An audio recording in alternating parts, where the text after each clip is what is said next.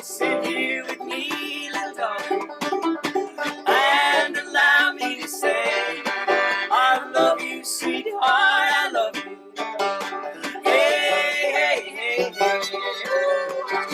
So for tonight's schedule, we've got the amazing game designer, Jane McGonigal, joining us to open the festival. In just a moment, she'll be in conversation with our director of Tinderbox Collective, Jack Nissen.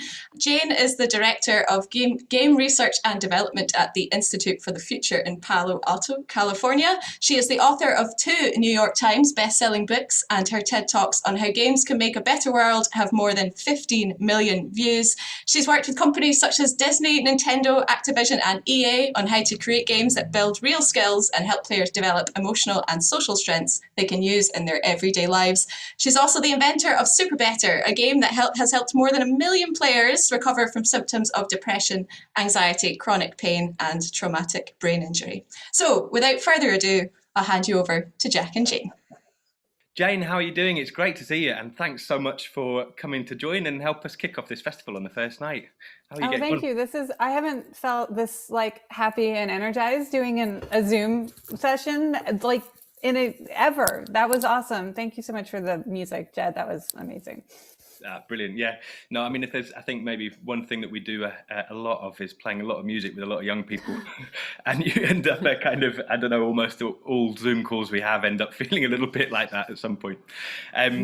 So we heard a little bit about Lucy just introducing you there, but you've got a really unusual job title, I guess. It's not what you see every day, the Director of Games Research and Development at the Institute for the Future. And I've heard you talk about yourself as a futurist as well on various talks and events. And I wonder if you could just maybe tell us a bit about what a futurist does or what that job's all about. Sure. Yeah. Well, there's an interesting overlap between being a futurist and being a games designer. So I think in both types of work, you're trying to create an immersive environment that people can put themselves in and have an experience that takes them out of the constraints of today, right? And in video games, they're often these fantastic or amazing, curiosity-producing environments, and you explore and you find allies to team up with, and you're confronted with new challenges, and you develop new strengths. And so what I try to do as a futurist is bring that same kind of opportunity to thinking about what kind of world we might find ourselves in 5 years from now or 10 years from now. 10 years is kind of the sweet spot that we look at, because it's not so far away that you don't even have like any concrete understanding. If you ask someone to imagine 20 or 30 years, your brain literally shuts down. It doesn't even feel real to you anymore. Sooner than 10 years, it's not far enough for things to be really different that you can kind of unleash your creativity. So yeah, I try to create these worlds, whether it's through storytelling, through video, through VR, through social simulations, where we'll ask people to spend 6 to 8 weeks of their lives every day getting updates from us from a future where some urgent crises is happening, and they have to try to kind of pre-think and pre-feel, how would you deal with this? Who would you help? What would you need to feel safe or secure or happy? And one of the things that's been interesting about this past year is the 2 biggest social simulations that I ever created. One was in 2008. We had about 10,000 people spend 8 weeks immersed in the year 2019. And in 2010, we had about 20,000 people spend 10 weeks immersed in the year 2020. And both of those simulations, one of the major crises that we asked people to kind of pre-think and pre-feel was a respiratory pandemic that started in China. And so, when the real 2019 and 2020 rolled around, I had this whole, database of predictions from players. What would you need to stay home? Could you work from home? Would you work from home? Would you wear a mask in public? We actually had thousands of players start wearing masks in everyday life back in 2008, just to kind of pre-feel like, could you do this? Would you be willing to do it? So we had like all this data on how there would be mask hesitancy, how you would have to kind of work to overcome the social resistance to it. We had moms saying, well, in this forecast, it sounds like schools are shut down. How am I supposed to work and homeschool my kids? And we've seen in the real 2020, millions of moms have had to leave the workforce because they've had to choose to homeschool their kids and care for their kids. So I'm really energized by the past year, in the sense that there's been a lot of kind of proof of it, validate the idea that if you ask people to imagine themselves in future crises, they will tell you things that turn out to be true. We forecast that the biggest super spreader events would be religious services and weddings. Like, we asked people, what would you not cancel? Even if health officials said it's illegal to do, what would you do anyway? People said, we're going to find a way to go to church. Like, we don't care if it's against the law. Everything that people said they would do, people did in reality. And so it allows you to kind of anticipate the surprising social, the idea that people would refuse to wear masks over political reasons sounds ridiculous, except our players said that 10 years ago, that that's exactly what would happen. So I'm energized. One idea for the next decade is to continue to invite people, ordinary people, to live in these social simulations. Going forward, it will probably be things related to the climate crisis. 10 years from now, we'll look back at 2021 and say, oh my God, can you believe, how accurate all of those forecasts were about the social challenges caused by mass migration due to climate change and infrastructure breakdown. So, that's an open invitation to everyone here. In the next couple of years, please come join our social simulations at the Institute for the Future. You'll get a sneak peek at what might be coming, and give yourself just some emotional resiliency, so that when the future actually rolls around. I got emails from players, in 2020 saying, this is really weird, but I'm not freaking out because I feel like I already lived through this. Like, I'm doing what I need to do. And they just were able to kind of get over that shock, and that when you freeze and you shut down from anxiety or just getting stuck in old ways of thinking. So hopefully we'll have a lot more gamers and non-gamers participating in these simulations going forward, so we don't find ourselves shocked by the next, so-called unthinkable or unimaginable event, because it's nothing's impossible to imagine. We just have to create the space for us to imagine together. Wow, it sounds absolutely fascinating. And I guess, and so when you're saying social simulation, I take it, are you setting these up in very playful kind of game-like ways? Is that how they're imagined? Yeah. How you kind of think about them? Yeah, there's a lot of stuff is still online. If people are interested, you can Google Superstruct was the first one and Evoke was the second. So you can look at the video trailers.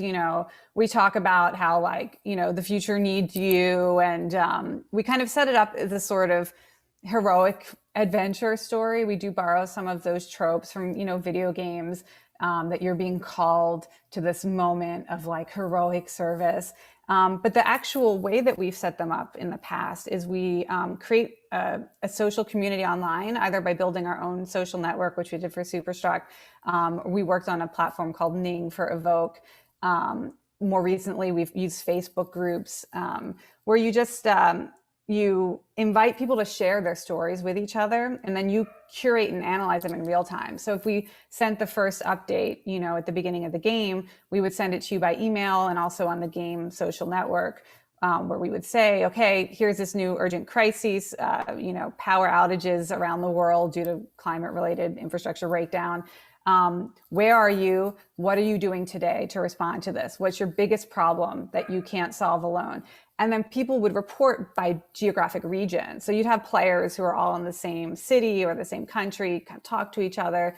Then we can, on a daily basis, publish back out. Okay, wow, we saw some really interesting things from players in Hawaii who are particularly worried about supply chains breaking down because of how isolated they are. And so players would report back with blog posts and social media posts. People would tweet from the future. People would make videos, put it on YouTube. We had people drawing graphic novel diaries from the future. So it's a very creative, open landscape where you just journal your experience of this however you want. And then, our job is to make sense of it. And it's honestly really challenging. You get 10,000 people posting, here's what I did today in the future. How do you make sense of it? And I've gone back to look at Superstruct, what people created for years and years, keep going back to it and digging deeper and trying to find more patterns and, So it's a lot of work. It's not a simulation like where you have an algorithm and you write the code that says, okay, if player does X, then this is what happens in the future, because we don't know what will happen in the future. Right? We run these simulations to find out from the players. Like the players essentially are their own algorithms using their own lived experiences and their own unique point of view. But it is, I think players have fun, but I think the fun of it is the creativity of, working whatever medium they're really excited about. We have people recording podcasts, from this future crisis. So you get to be creative in your medium of choice. And then you get to see if other players read what you wrote or watch your video and then pick up the story and borrow your ideas and kind of build it together. Yeah. God, it's absolutely fascinating. And I guess also playing with time in that kind of way and long-term thinking about time is not something we usually think to do very often. I think a lot, like you say, is sort of you're quite restricted in that way. So actually, I'd love to I'm sure we have like a million things to talk about, but one thing that's really cool that we found about this kind of game player simulation. So most people, when they're asked to imagine themselves in 10 years in the future, there's a region of the brain that is very consistently and strongly activated when you think about yourself or when you hear information that you think is relevant to your personal goals or needs. So it's the medial prefrontal cortex. And it's like the you part of the brain. It's how you keep track of your whole life story and everything you're trying to do in life. And when you think about strangers that you don't know anything about, it powers down, or people who are far away that have nothing to do with you, it powers down, or people you hate who you think are like, we have nothing in common, it powers down, right? When you think about your future self 10 years in the future, it looks exactly like when you think about people that you hate, like the people you feel like you have least in common with. When you think about yourself 10 years from now, and so it's like essentially our brains have no empathy for our future selves. So when you ask people to take action today that is in their long-term interest, it's like asking us to do something nice for, just for like retirement savings. Like actually retirement savings is painful and hard because it feels like you're giving cash to some random stranger on the street, not to your future self. So one of the things that I do in my work is actually try to see, can we activate this region of the brain so that when people think about their 10-year self, that it's not a stranger. It's really me, so I can take longer term actions. And so this kind of simulation will literally change your brain. Instead of treating your future self like a stranger, it treats your future self like a precious loved one that you want to take care of. Wow, absolutely fascinating. And I was, I think it's a great example actually in a way of what this festival's supposed to be about, I guess. Or I think the heart of this PlayAway festival was really about trying to find ways to bring real world environments and kind of creative real world environments and creative virtual environments or gaming environments together a bit closer. And it's been really interesting for us, for Tinderbox, because most of what we do is very live, I guess, or offline in a way. So it's a lot of music or arts or youth work, I guess, creative education kind of projects. And I think since the pandemic, like so many other people, we've been thrown online and we've had to do everything online. And it's just been, we've been kind of furiously playing away with trying to build creative, engaging online spaces to get people together in different ways. And I feel like, I don't know if it feels like we're talking a slightly more similar language in a way to game developers than we were before. It feels like maybe there's an opportunity at the moment in this time for us to be speaking or bringing those kind of worlds together a little bit more. And I just wondered if you had any thoughts about, do you think this pandemic is kind of opening doors to that? Or do you think, I don't know, are there any other examples of games that do that in really interesting ways? You gave a brilliant example just now, but I wonder if there are other ways that real and hybrid environments are coming together in the games world. Yeah, for sure. I mean, there's so many possible ways to explore it. I'll use an example that is a little bit out of left field, to use a sports metaphor, because it's actually from the field of sport. So see what you make of this. So just last week, a new sports league launched in the United States called the Fan Controlled Football League. And so it's a version of American football, right? but played indoors. And so they're, throwing the football, not kicking it. And the way that this new league works is there are no fans in attendance. They stream the games on Twitch, so the video game streaming platform, real athletes playing on the field. But the cameras are much more like they've got drones, they've got because the whole stadium is now set up for online viewing. So they've got this incredible infrastructure where you're like right up, like helmet cams and all that stuff. And they're streaming on this video game platform. And then gamers are voting, calling the plays in real time. So instead of having like a professional coach, I mean, they do have coaches that help the players in other ways, but the players decide all of the calls for every play in the actual live football game. And so I was just on there this Saturday. It was one of the first games. You join a team, you can only vote for the team that you join because this is great. Like they're really thinking video game wise. They don't want people calling bad plays for someone else's team to try to screw them up. Like they're really figuring out how gamers would try to exploit the system. So I was there on Saturday and you've got like this crazy, the Twitch streams going crazy and people are like voting and the real athletes in the real world are doing what you want them to do. And they're talking to you, the people calling the game. They're not just talking about the athletes, they're talking about the decisions made by the gamers. And this is actually something that I forecast, I think back in 2012 at the Games for Change conference. I said the future of sports and especially football is going to have to evolve because there's a lot of crises in the culture and traumatic brain injuries, which is a passion topic of mine. But I started imagining a world where there was the sort of you're in control interactivity of video games. And that this may not sound like, this may not sound like the future of arts or the future of culture exactly. It's sports, it's rough, but it's really cool. I would encourage people to check this out because I think and they were only able to launch, I think, so successfully because it was a pandemic and traditional sports leagues were shut down. So they were able to get a higher caliber of athletes and personnel. So it's like really this interesting moment and fans aren't allowed in the stadium anyway. So it's like, it made perfect sense to try this innovation now. And I think I would encourage people to look at it because what they've done is they've done a better job anticipating the challenges of turning things into something more like a game, where once you turn it into a game, people are going to look for exploits, they're going to look for, ways to take advantage of the design of the system. And they've created this really beautiful environment where your vote counts more if you complete like learning activities through the week. Like you can take an online training course in the rules of the league so that you, when there's like a replay and you're trying to decide if that was like a penalty or not, your vote counts more if you've done this online training. And I just love this idea of like, we're going to learn together. We're going to improve our knowledge, our self skills so that we can be better co-players. So in a way, like the fans are not an audience anymore. They're playing the game by deciding the calls, and the players on the field it's this new form of collaboration.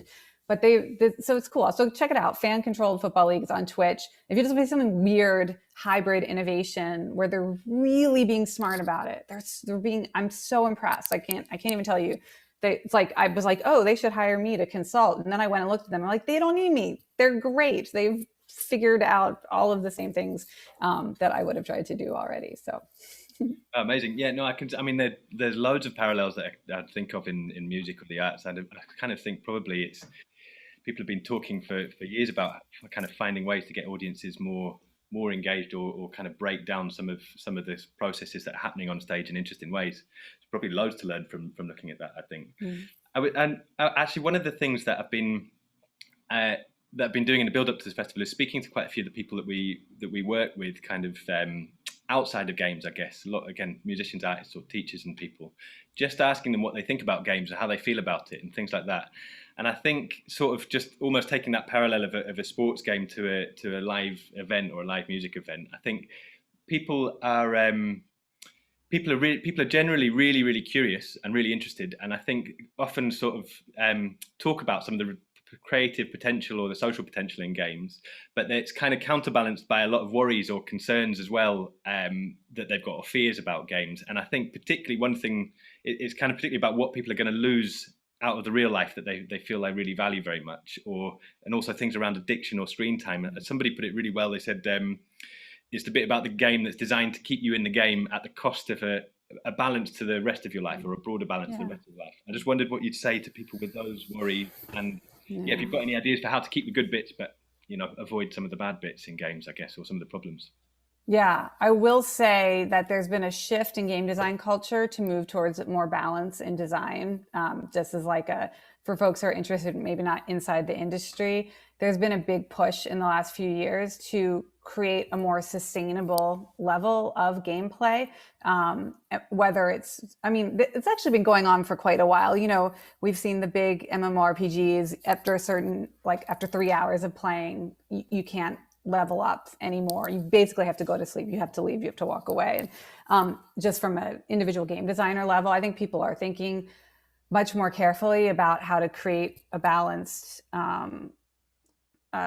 experience where people don't experience burnout. I do a lot of advising for the biggest game companies, looking at what needs to be different over the next decade to continue to have games be at the center of culture and not burn out our population. And so the sustainability of engagement is at the front of people's minds, and we're seeing a lot of improvement around it. And then we also see games like the game I play the most with my family. I have 2 6-year-old daughters, and my husband and I, and all of our co-parent, our friends who are also parents, we all play Pokemon Go.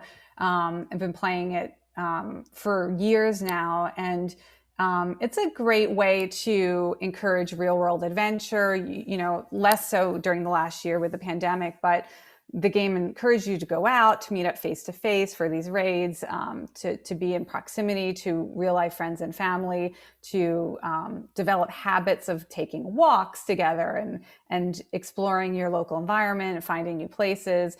There's a great future here for the continued development of games that bring real life, and more important than just the divide between reality and virtuality, it's what do people intrinsically matter? When they say what matters most to you, what are your priorities? People will say my health, my family. Pokemon Go is a game that contributes to your health. Microsoft Research did this great study that they found that the first 90 days of Pokemon Go in the United States increased life expectancy in the United States by several million years of life expectancy because of how much more physical activity people were getting. And it encouraged you to spend time with friends and family. So it's not so much about the divide between online and offline or real and virtual. It's, does the game connect you with things that are authentically core to who you are when you wake up in the morning and think, what do I want out of my day?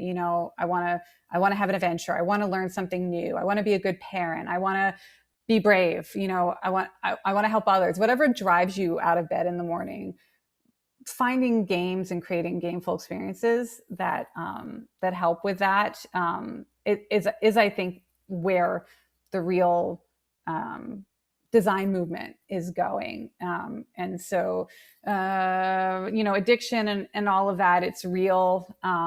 It's about 10% of players have some periods of gameplay that move into what they consider obsessive gameplay, or you would call it pathological. It's not addiction like a drug. It's not like that, but people do get hyper engaged in a way that they lose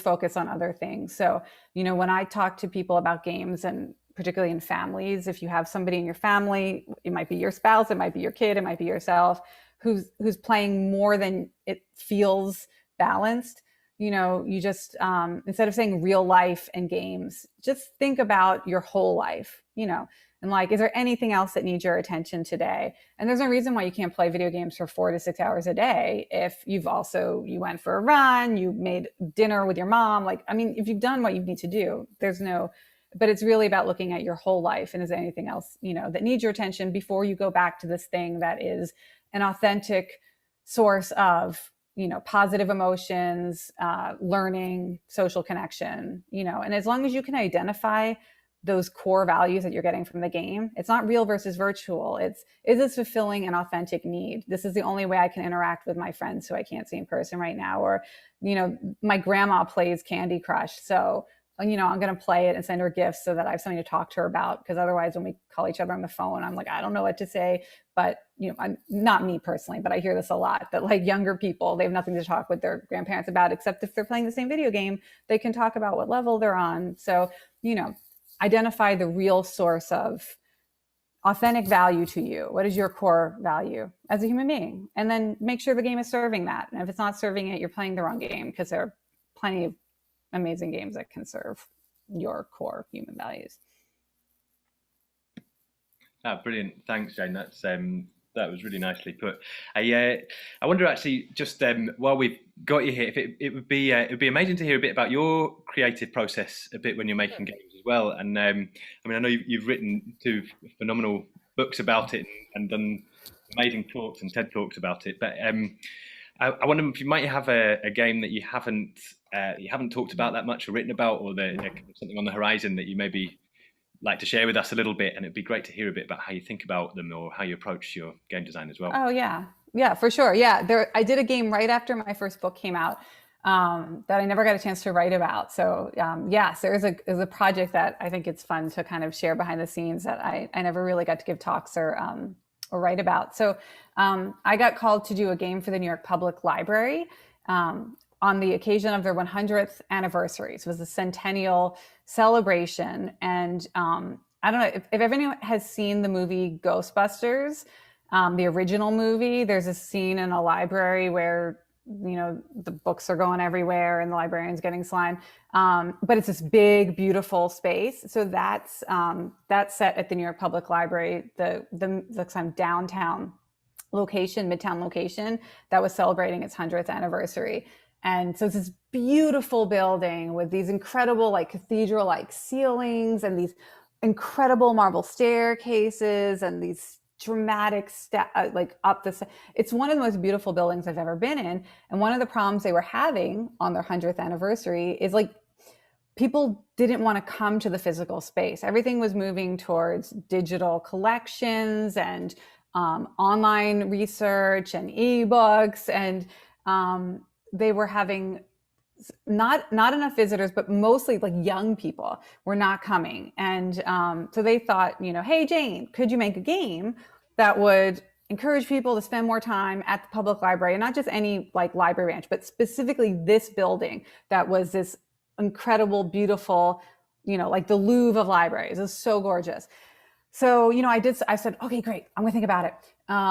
I never say yes until I have a really good idea that I'm excited about. So I'm like, send me some stuff to be inspired by, and like, let me do some research. And one of the things I found out is that young people didn't go to this library because they felt intimidated. Like it was like, I don't know, like not a cool place I could hang out. Like people are going to watch me and I'm going to do something wrong. And so it felt intimidating, like not a space for young people, which makes sense. It's like, it was too formal and too impressive, and it didn't feel accessible. Another thing I found out just doing research about like what would bring kids or young people, here we're thinking like high school, college age, maybe just recently graduated from college, what would bring them to a space like this? And I found out in the United States, 92% of young people say that they want to write a book someday. So they feel like they have a story that's worth telling, or like their own experience they want to document and share with others. And I thought, okay, so traditionally the way libraries try to get young people to visit is because they have all these like books, so you can access the books. But young people want to be creative and they want their story heard. So I decided first that I wanted to create a game that would help young people fulfill that dream. So before I had any concrete ideas, I pitched them. I said, this is going to be a game where if you play the game, at the end of it, you have written a book. The library will print it on demand and put it on the shelves and put your name in the catalog, and you are now a published author in the New York Public Library. Because I thought, what would help people overcome that feeling of I don't belong? What if you wrote a book that is on the shelves and you can literally walk over and be like, this is my book, I wrote it, you would feel like you belonged. So that was the idea. But then I had to have like, well, I mean, what does it mean to play a game that writes a book? Like I always get myself in over my head a little bit where I'm like, I have this great idea and this is going to be the end result. But then you have to figure out, how do you actually scaffold the challenge and create the environment in which people can actually do this crazy thing that you promise them that they're going to be able to do. Interestingly, they sent me as some of the early materials a diagram of how they store books in the New York Public Library. So at this branch, it turns out that there are miles of books underneath New York City streets. So most of the books are stored underground. So first of all, it's just like unbelievable to know that when you walk around the streets of New York, there's like this whole secret underground city of books that you're walking on top of. I'm like, okay, I got to get permission for my players to go into these stacks. They told me, well, there are more people who have the highest level of security clearance with the FBI and the CIA than there are who are allowed into these stacks. These stacks are like, you cannot go in them. Not even the people who donate millions of dollars to the library. I'm like, great. Well, you're going to let my gamers into the stacks. We're going to find a way to make it happen, because that would get people really excited. And I decided, well, we need people's full attention, so we should lock them in the library overnight. Because I read this great book growing up where some kids got locked in the Museum of Natural History, the Mixed Up Files of Mrs. Basil Frankweiler, maybe some fans on there. So I always had this fantasy of being locked overnight in one of these great institutions. So I'm like, okay, New York Public Library, let me lock like 500 gamers in your library overnight. I'm going to take them underneath into the stacks. We're going to explore. We're going to have adventures. And after they said yes eventually, which was unbelievable. And we created a game where we had a creative writing prompt associated with 100 different objects that were around the library that you would find, like a treasure hunt. And when you found the object, you would scan the QR code, and we would give you a creative writing prompt for you to tell a story inspired by it. And if you did all 100 objects, your stories were all linked together and printed on demand into this book. And so our players, it was playable for a year, but the first night we locked 500 people overnight and let them write the first version of the book. The library decided that oh my God, we found this guy in Brooklyn who had been trained in England in medieval bookbinding. And so he brought this crazy contraption and was sewing together with super old leather and this heavy string. We were printing what they were writing, and he's sewing the book together. Anyway, the library decided that first version of the book that my players wrote would go not in the normal stacks, but in the rare books collection, where they have a Gutenberg Bible. They have original draft of the Constitution of the United States of America. And so the cool thing about this game is that if you wrote something that is in a collection at the New York Public Library, it's like the special rule they have, you are allowed to visit that whole collection whenever you want. Normally people have to sign up online and register and make appointments weeks in advance. But because my 500 players were listed as co-authors for this book that they wrote together that night, they now have access to the rare books collection at the New York Public Library, which there are no other living authors of anything in the rare books collection. And so people now, years later, there's still a Facebook group for these players, and they're like, yeah, I took my mom to visit my book, or people got married who met that night. We had one marriage come out of that night. But all of which is to say, when you kind of keep an open mind about what do people really want to accomplish? What's a real dream? The dream isn't finishing the game. The dream is a real life goal, like writing your first book, and getting to go to physical places that would normally not be accessible. That's one of the great things in video games. You can go to these environments that are normally off limits. If nothing else, after the pandemic, if we can start to open up real world spaces that feel that exciting, like the secret underground city of books for the New York Public Library, and find a way to bring people to these spaces and let them feel powerful and invited and welcome, that would be a great kind of creative mission, I think, for event makers and arts festivals and game designers to collaborate on. Oh, amazing. What a phenomenal project. I've just seen, I was feeling Kath saying and she's got goosebumps imagining it all. I feel feel a bit similar. I wonder if we're sort of slightly running out of time, but I'll maybe just ask one last question, which is just as a futurist, I guess, as a futurist and a game designer, where have you got any predictions or any unusual and unexpected surprises for where you think the future of games might go and how it might interact down the line?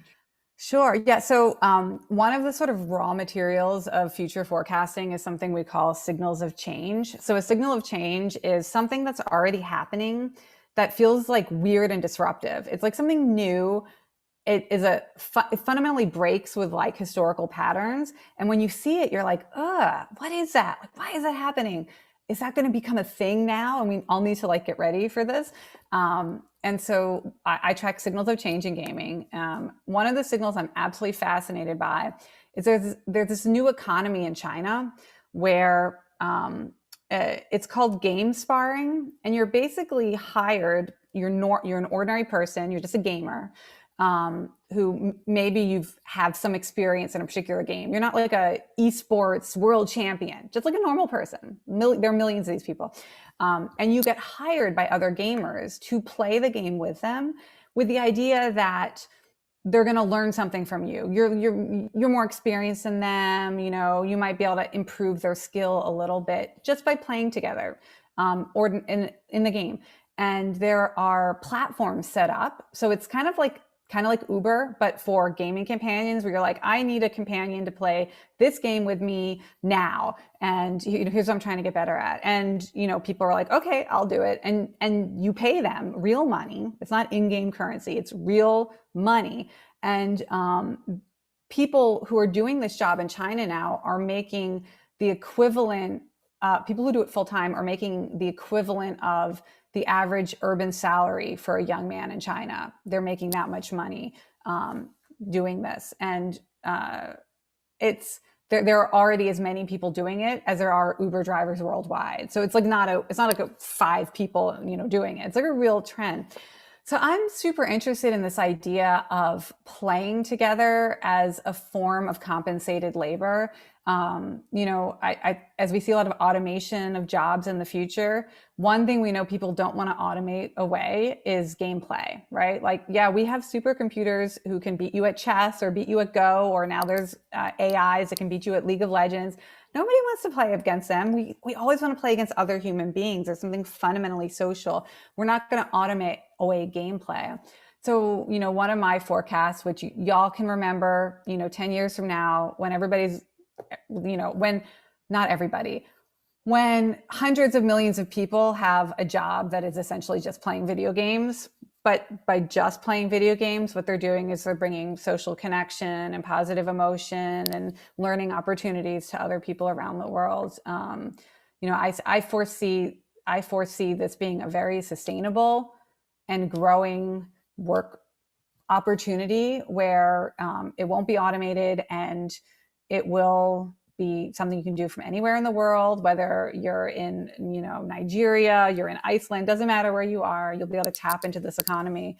And I think it will be more humane than many of the jobs that we have today, where people feel like they're grinding away at meaningless bullshit jobs.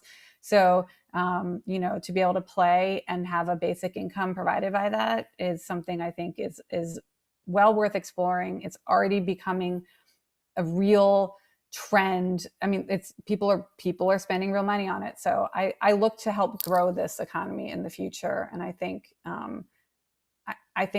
there's a very real chance that playing games will replace some of the most sort of dangerous, physically exhausting, or soul crushing jobs as we, give them to the robots and the automation. And we can just play. I mean, not just play, help people by playing games with them. Go on, amazing thought that would be. Jane, thanks so much for sharing all of that. That's a hell of a lot of inspiration just hurled at us all like that. It's absolutely brilliant.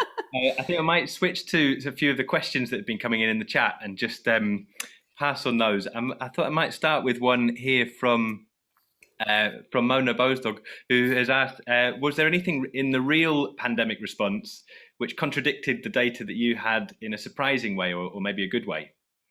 Yes.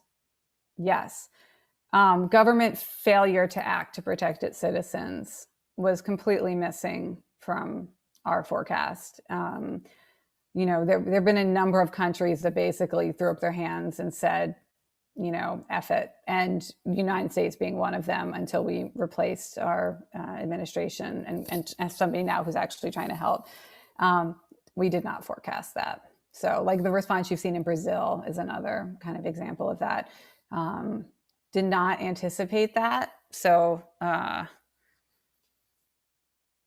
yeah, failure to govern. I would say that was the biggest missing factor. So now as I do future forecasts, future simulations, we think about how humanity adapts to climate change. I think failure to govern is going to be a major consideration, you know, that people who live in countries like that will have a much harder time adapting. And so, you know, raising it not as inevitable outcome, you know, if we know that that's going to be a bigger problem, maybe people will look to put people in power who are serious about governing more. You know, we can avoid it, but we should probably be thinking that the next 10 or 20 years are going to require people who are a little more serious about governing and vote accordingly.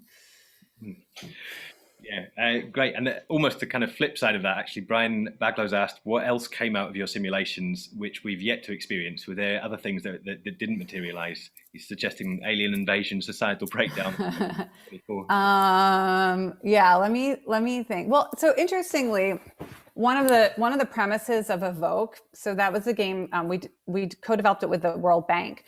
One of the premises was that people who would be tasked with really helping during global crises would be young people coming out of sub-Saharan Africa, that there would be like this generation of young people who had been forced to develop such ingenuity and creativity, so kind of social entrepreneurship skills to deal with things like food insecurity, lack of access to clean water, that there would be this kind of like workforce of super problem solvers coming out of sub-Saharan Africa. Interesting, what we have seen already with the pandemic is a lot of African countries did better, much better than expected, given their poverty levels, given their the medical brain drain, where we see people who are trained as doctors and nurses leave for richer countries, so they have a smaller healthcare workforce.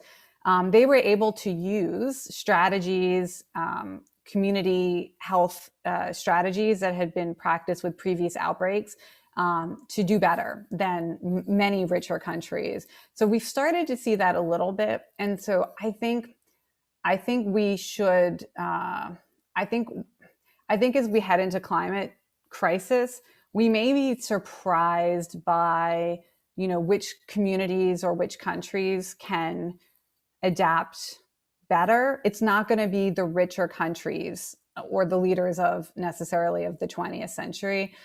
We still have to see a lot of that play out, but that was something that, you know, on a small scale, I think is starting to bear out, and kind of look to see if it will continue in the future, if this was just sort of a one-off or not.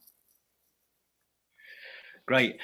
There's quite a lot of interest actually in the simulations. Actually, maybe one last question on that was from Joe, who asked, how would we join these simulations? And it asks if there are any restrictions for eligibility or around geographical area or that. No, great, wonderful, thank you. Okay, so a couple of things. So I've started teaching on Coursera.org, which is, you can take, there'll be a new course launching in April about what risks we face after the pandemic. And there are already 5 courses. They're free to audit, can be done anywhere in the world. And as part of the new class, I share the sort of new model for the next simulation. It's called the first 5 minutes of the future. And what I look to be doing in the next year or two is setting up a kind of first 5 minutes of the future club, where once a month we'll meet to immerse ourselves for an hour into a future crisis. So instead of having everybody like hyper focused for 6 weeks or 8 weeks, we'll be doing these sort of like monthly kind of crash courses into different scenarios. So the best way to find out when that's launching is follow IFTF, Institute for the Future, on Twitter, or take one of the Coursera classes, free to audit, and and I'll be inviting anybody who's ever taken one of those classes to join, or just follow me on Twitter because I will announce it. But if you're looking for like a next step before whenever that next simulation launches, you can get on Coursera. One of the classes is called Simulation Skills, and another one is How to Game the Future. So if you wanted to kind of dig deeper into, if you were to run your own, and maybe you'll run your own, you can take those courses to dig deeper into it. Great, thanks. And I can see that Lucy and Sonia are putting a link in the chat there as well to the course. I've got a question here from Bethan, I think, or Bethan. He's asked, could you go deeper into the creative writing benefits that this could have for the player of Superstruct? He's been researching if creative writing for therapeutic purposes can be put into video game formats and having people imagine themselves into the future, 10 years, for example. He says, do you feel writing about these hypothetical situations have helped people therapeutically? And to take it more in general, what are your thoughts on being able to use creative writing in a video game format? Yeah, I love that. I have a couple thoughts. So one of my other projects, Super Better, is specifically designed as a kind of clinical intervention for depression or anxiety, brain injury. And there is a lot of writing in that. It's not a video game, it's a gameful app. But we do have folks write about themselves. There's a little secret lab where you have a little secret notebook and you kind of write about your heroic journey that you're going on to recover from the symptoms that you're experiencing. So I for sure think that there is benefit to that. And we've run clinical trials, randomized controlled studies in order to document the benefits of it in Super Better. I will say, so my kids are 6, as I said. They've just learned at home to read and write this year we decided to call our unschooling plan Secret Kindergarten, just to make it more fun. And they're on an app called The Night Zookeeper. And if you're interested in creative writing in a video game environment, I would definitely encourage you to check this out. I have no affiliation with them other than my kids are on it and love it. It's this like virtual, you're a zookeeper and you are given opportunities to basically invent creatures that don't exist and write stories about them. And then there's like sharing with other people. It's absolutely beautiful to see people telling stories together, but on their own. They write them their own. And, my kids are so engaged by, you write a story about a little creature and then the game animates it and puts it into this beautiful, gorgeous environment. And so to be able to have that partnership of the player is doing the writing, but the game gives them that world to write for, that can amplify what they've written and give it that extra special magic, is really cool. So that's not for therapeutic purposes, that's to help kids of all ages get better at writing. But it would be a really cool thing to look at for sure if you were like trying to figure out what the therapeutic version of that might be. I think they've done a great job. Great, thanks, Jen. I've got a question from Martin here. It says, do you think that there are any limits to the utility of gamification to incentivize behavior or any unintended consequences of it? Yeah. Well, okay. First of all, just like I'll point out, I've never used the word gamification in my books, in my TED Talks. I don't use that term because I find that it mostly refers to programs, apps, models that try to motivate people to do things they don't want to do. So how do you get people to work harder at jobs that they hate? How do you get people to spend more money with a brand? Go to I love Starbucks and I use their app, but they're not doing it to make me a better person. They're trying to get me to spend more money at their store with their gamified app. There's incredible opportunity for exploitation. That's why with the New York Public Library, their original idea was, can we create an app that would gamify going to the library? So you get achievement badges for going to different collections, you get points for, checking out books. And I said, well, that's just motivating. You're trying to motivate them to do what you want them to do. We need to create a game that is helping them do what they want to do that they can't do without the game. So, when I created Super Better, I was thinking, well, for myself, I had a traumatic brain injury and it was causing incredible depression and anxiety.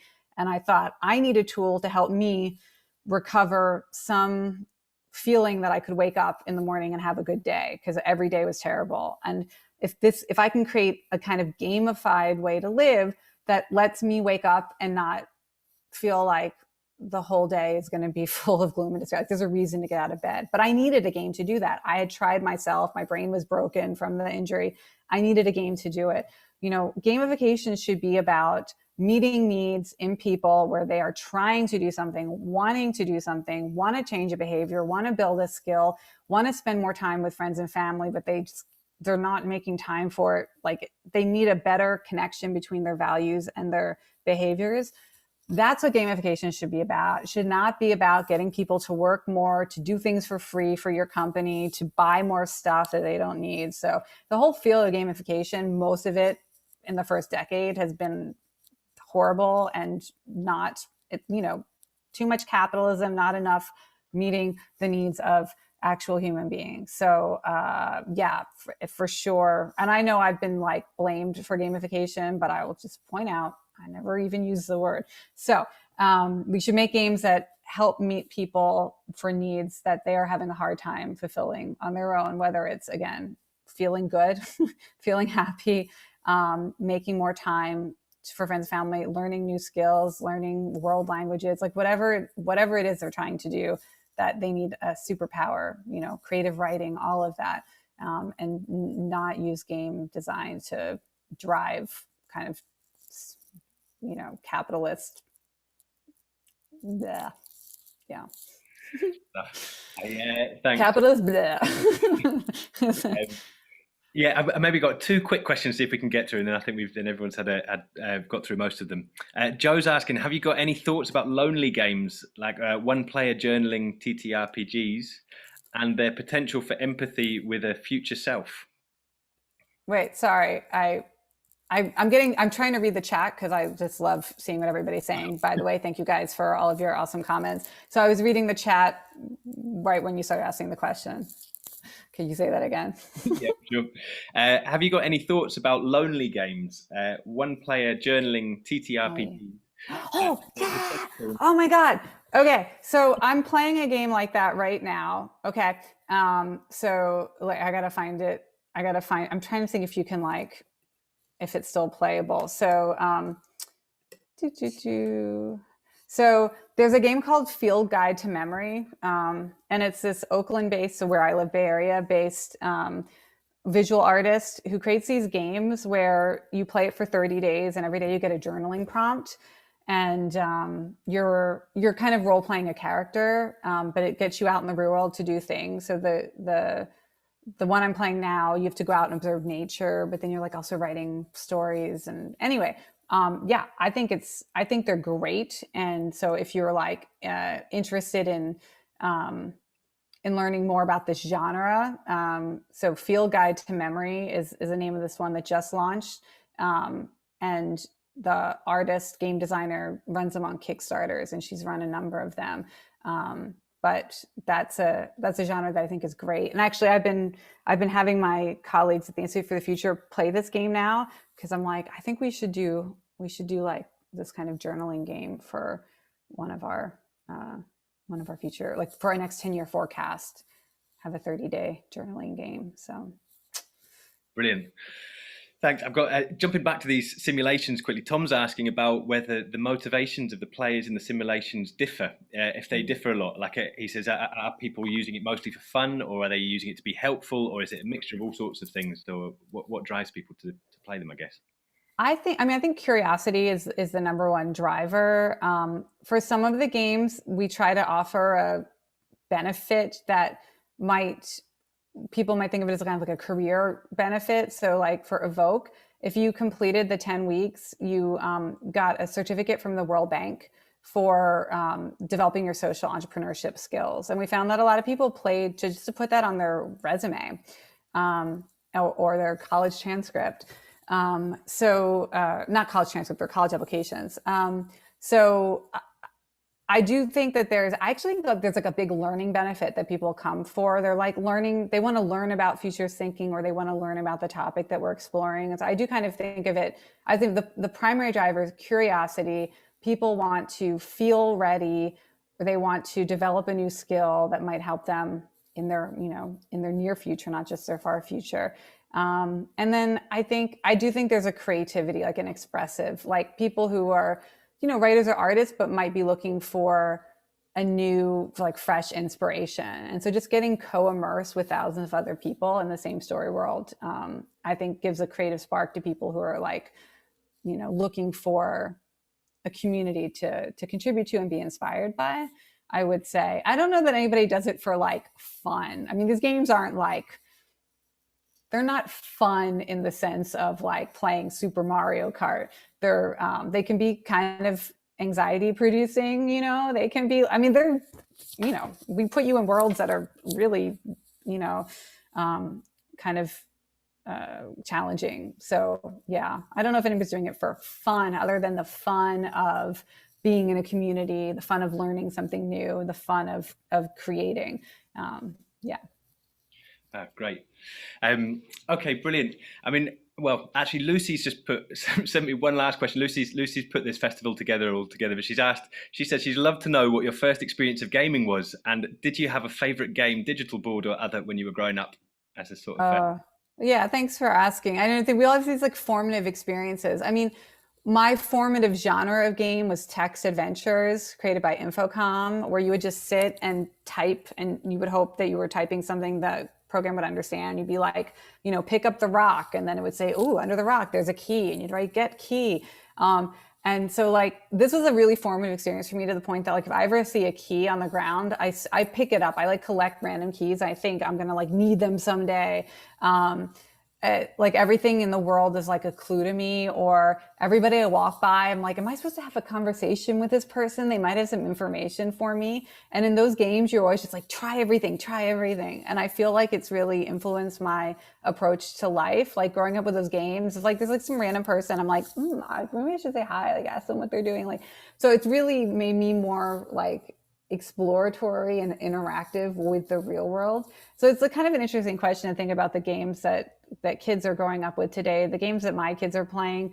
What kind of worldview will that inspire? I do think that a lot of kids are getting resilience out of some of these games, like in Minecraft, or one of my kids spent like 6 months collecting pocket ponies.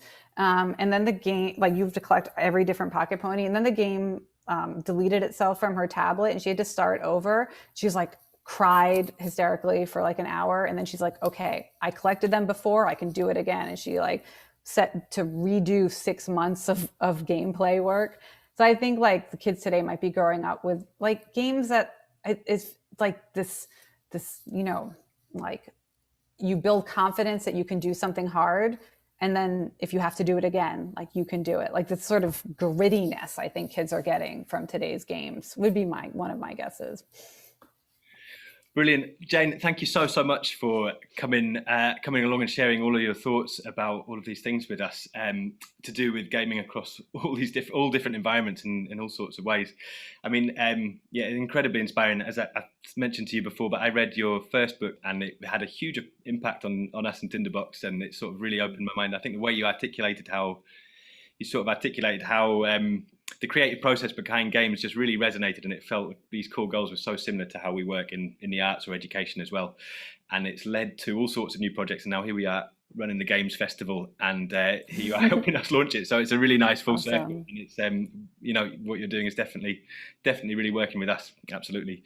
So thank you. Well, yeah, let me say my intention to join you for also a in-person festival in the future. I would love to come and see, because this has been really exciting to work with you. So thank you for having me. Oh, brilliant.